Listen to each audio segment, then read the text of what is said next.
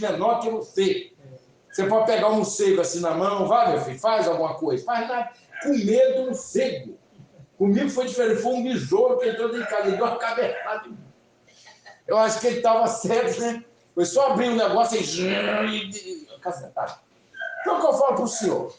As pessoas têm medo. Esse rei não tinha medo de nada. Ele dizia o seguinte: eu sou filho de Tiglat-Pileser. Os meus pais eram reis guerreiros. Nós dominamos a terra. Eu sei quem eu sou. Eu não tenho medo de ninguém. E outra coisa, se a pessoa debatesse com ele, ele ia para derrubar. Ele falava o seguinte: eu não vou perder para você. Então, o crente tem que pensar o seguinte. Eu estava ouvindo um relato, o diabo usando uma pessoa na internet. Ele falava assim: olha, eu domino a mente de muita gente.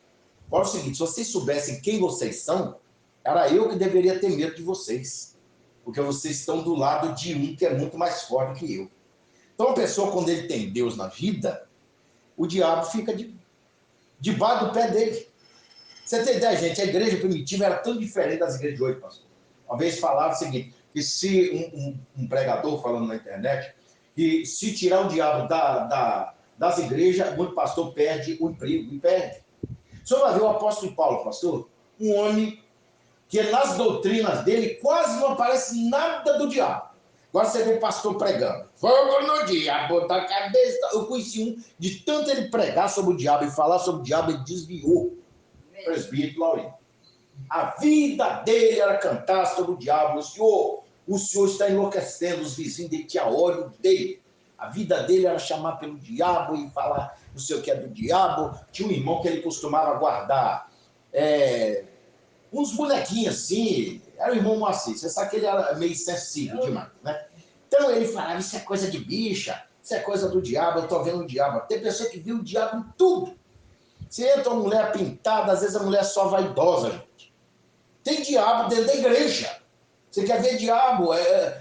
Por exemplo, na chamada Guerra Santa, tinha um bispo aí de Roma, que ele trouxe um discurso que deixou todo mundo de boca aberta. Eles falavam, nossa, Deus quer esse homem. Você sabe qual é o resumo do discurso, irmão? Chamaram ele de Deus Vult, Deus o quer. Botar os crentes tudo na guerra para matar muçulmano. Por isso que os muçulmanos odeiam crente.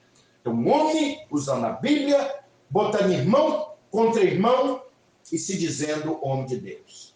Como diria um certo bispo, ele disse o seguinte, que os demônios mais inteligentes, eles não ficam babando nem correndo. Eles conversam normalmente, dando um conselho tranquilo. Você lembra Pedro falando com Jesus?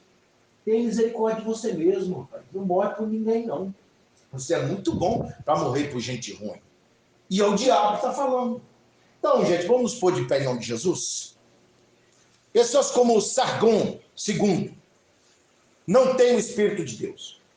O que ele tem é imposição. E sabe o que aconteceu, irmã Cília? Eu vou dizer para a senhora. Ele não chegou a concluir o palácio dele e ele morreu. O que ele pediu para o Deus dele, gritando, dando ordem, não aconteceu. Não aconteceu. Nem se ele pedisse a Deus. Uma vez teve um certo cantor chamado Valdir Soriano, que cantava Eu Não Sou Cachorro, Não. Vocês lembram desse homem? Ele falou, eu vou morrer com 100 anos.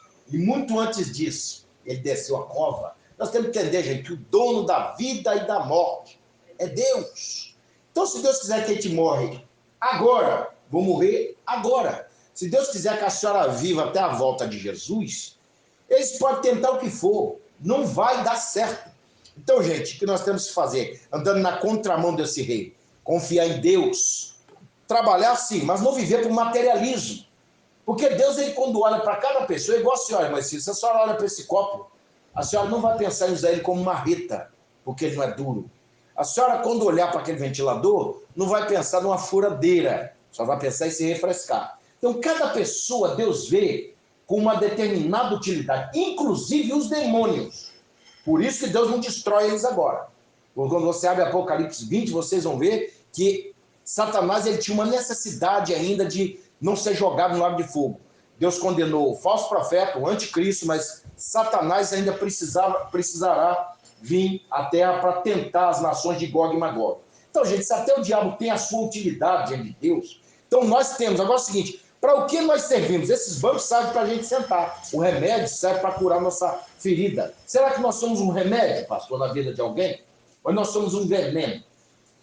Ou tem pessoa que a senhora pensa assim, nosso Deus, tá chovendo, graças a Deus, eu não aguento esse calor mais. Ou tem pessoa, mãe Cine, que quando pensar na senhora vai falar, não, Ercília, pelo amor de Deus, aqui não. Então esse rei, quando alguém falava em Sargon, Deus me livre, gente. Diferente do Sargão de Acádia, que foi um homem justo lá no passado, esse era ímpio. Às vezes a gente não... Igual, por exemplo, igual o senhor tem nome de Pedro, o senhor é pastor. Mas tem Pedro que não é pastor, irmão. Ele é mercenário. Ele quer dinheiro, ele quer fama. Então vamos corresponder também o nosso nome. De repente Deus nos deu esse nome para que a gente seja honesto, para que a gente seja amoroso, para que a gente vença todo o mal em nome de Jesus.